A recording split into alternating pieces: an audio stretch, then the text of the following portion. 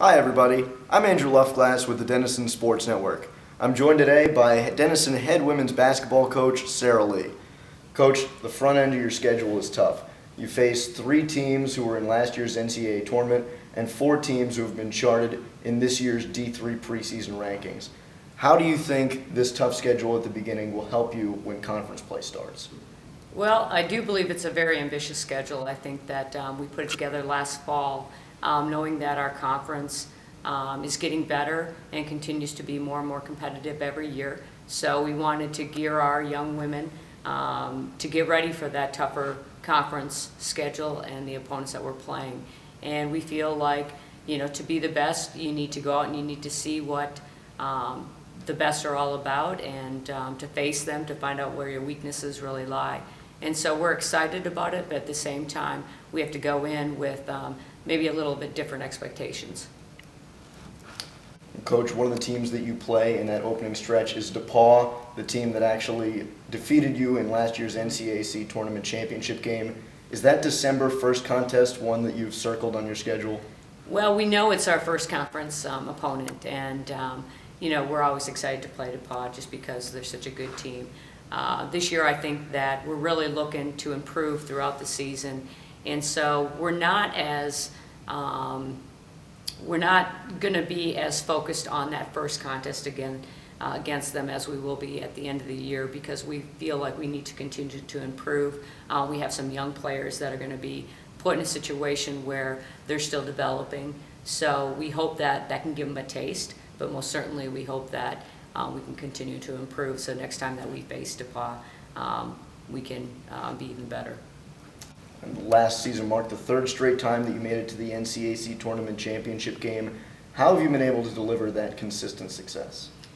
Well, I'm very fortunate to have some really fine young women athletes that have worked hard in the gym. For about the last 8 years, they really have challenged each other. We've had a lot of depth, so in practice every day we're going up hard against each other, and it's just like we're going out playing other opponents. And again, they've learned to be unselfish with the basketball. They're good teammates. They've learned to continue to challenge each other in a way that is going to make them improve, but also our team improve. So I think it's just by really the young women that I have to work with, and the type of people they are and athletes they are.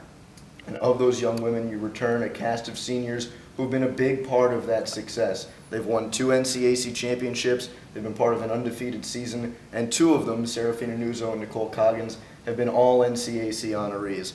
How important are those players, those seniors, to instilling that winning culture into this year's team? Well, I think that it's going to be very important because there are 2 leaders. They also are the 2 players that have been all conference, have really led our program over the last couple of years. And we have a lot of players that we're going to be asked to play a lot of minutes this year that haven't had that experience.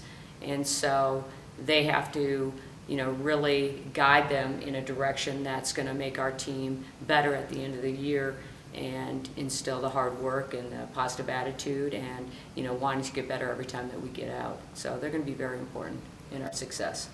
And who other than those seniors will need to log important minutes this year? We have a couple of juniors. Gretchen Staubach is going to fill a post position for us, along with sophomore Mary Margaret Habel. We also have, at the guard position, we have Kinsey that will really work hard and has come on at the end of last year that I think will help us this year, along with the sophomore and Candace Love, who didn't get a lot of playing time last year, but really has worked hard over the summer and has improved her game. Along with Michaela Froelich is actually really also has added some meat to her frame and is ready to go against this type of competition. So she's really looking good in practice. You open up on the road on Friday against Hope College. What are your expectations for that first tilt? Well, I think our expectations have changed a little bit, but we're going into the game really worrying about ourselves and looking at what we need to do to continue to improve. At this point in the season, it's much more about us than it is about any of the opponents that we're playing. But we want to see where our weaknesses really lie, and I think against a great opponent, they're going to show our weaknesses so that we can continue to improve in those areas, along with some of the things that we did well and continue to build on those. So we're really looking forward to it.